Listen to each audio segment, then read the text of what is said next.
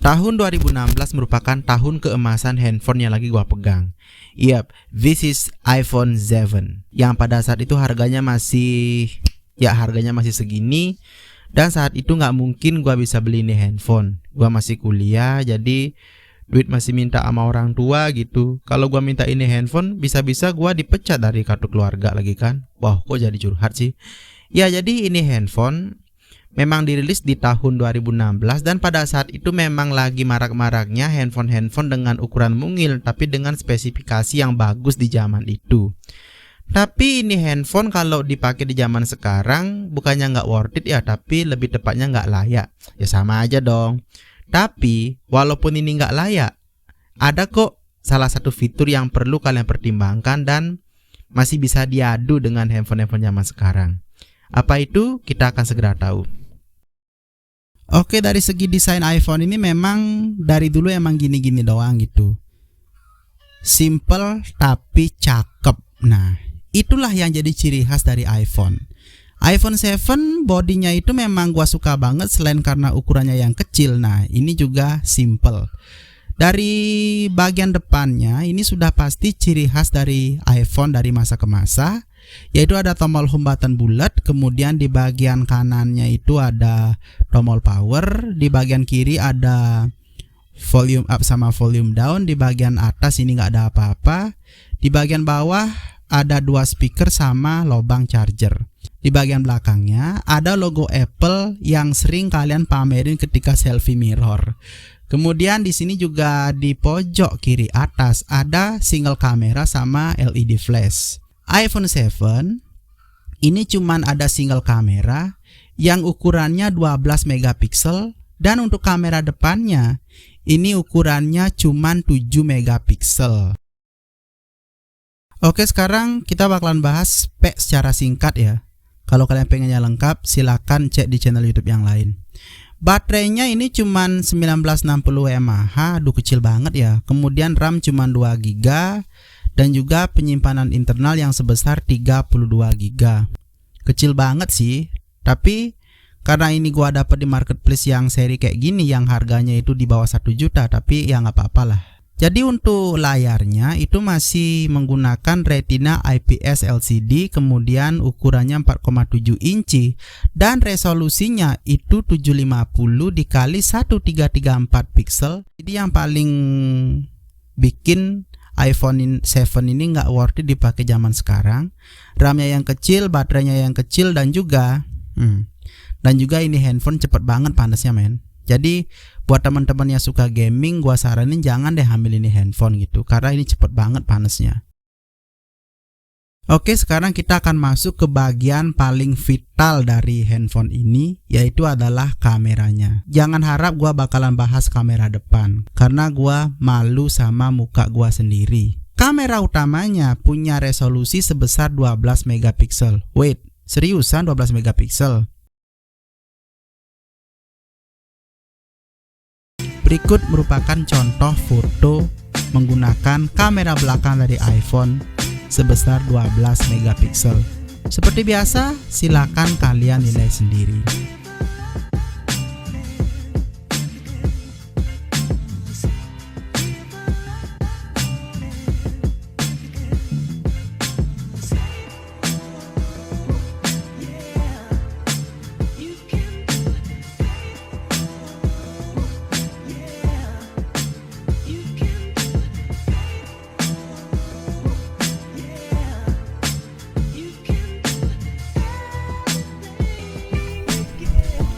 Dan tiba saatnya kita masuk ke bagian yang paling gua demen, yaitu adalah video. iPhone 7 punya resolusi video yang cukup menjanjikan, yaitu bisa merekam 4K 30 fps.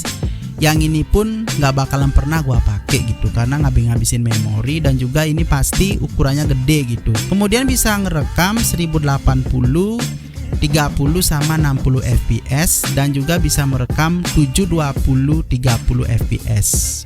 Dan juga di sini bagi kalian yang demen videografi pasti kalian ngincer yang namanya slow motion. Damn.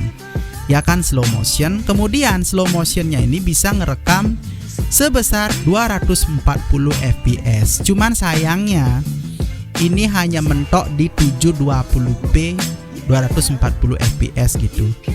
Ya coba aja bisa slow motion di 1080 gitu kan, pasti hasilnya bakalan cakep banget tuh kayak pacar orang kan. Nah sekarang 1080 60 fps yang udah gua slow mo, yang udah gua pelani sebesar 50%. Gimana hasilnya? Silakan kalian nilai sendiri. Dan sekarang gua bakalan bikin yang namanya sheet nematic menggunakan full iPhone 7 dengan resolusi 1080 60 fps dan slow motion 50%. Silakan menyaksikan.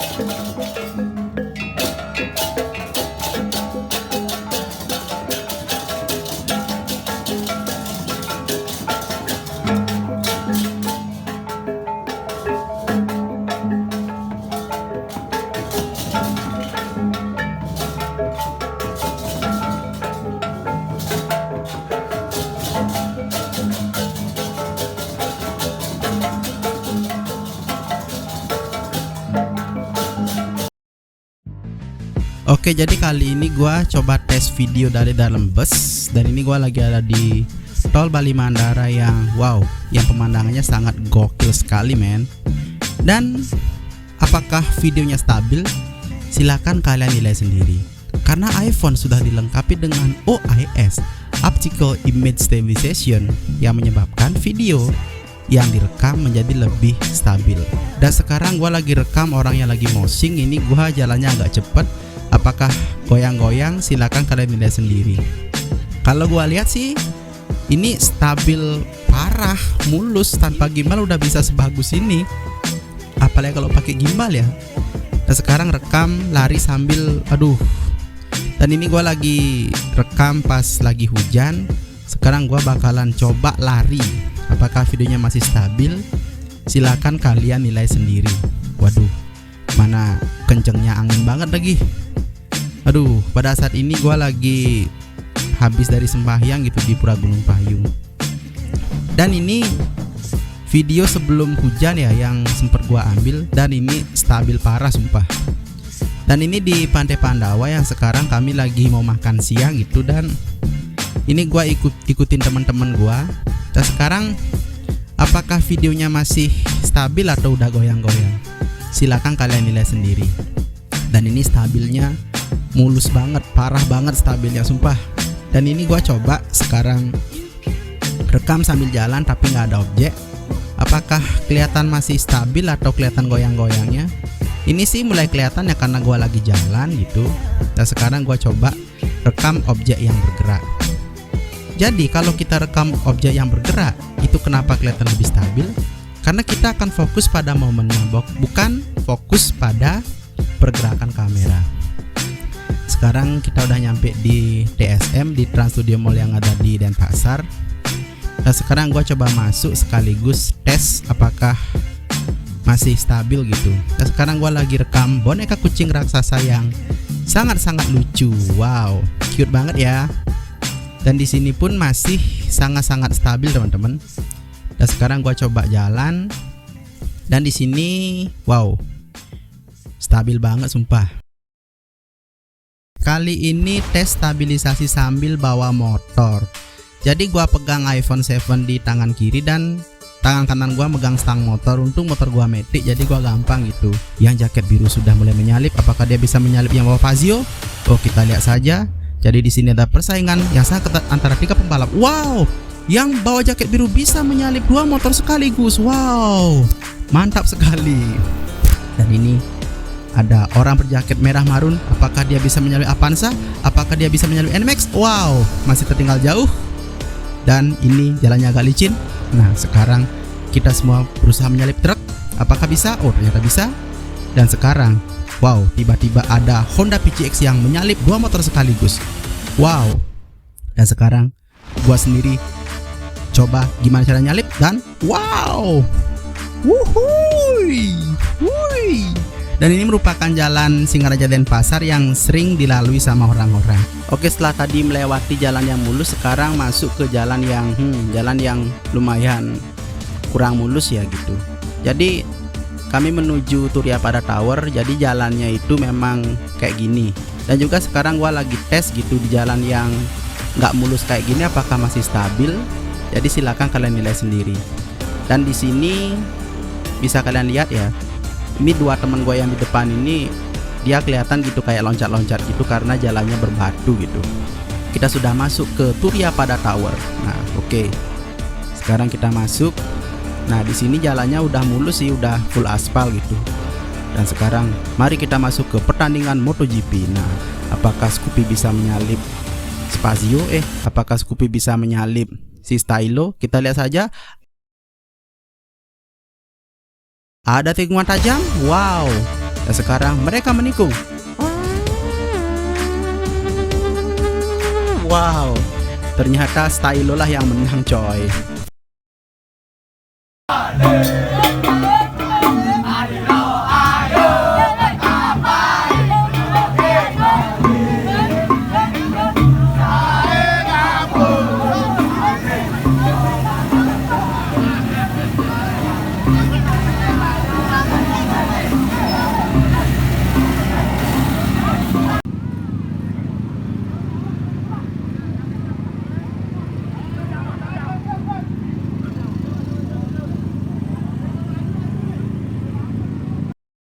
Oke, terima kasih buat yang udah nonton, terima kasih buat yang udah mampir. Kalau kalian punya pendapat lain, jangan ragu tulis di kolom komentar.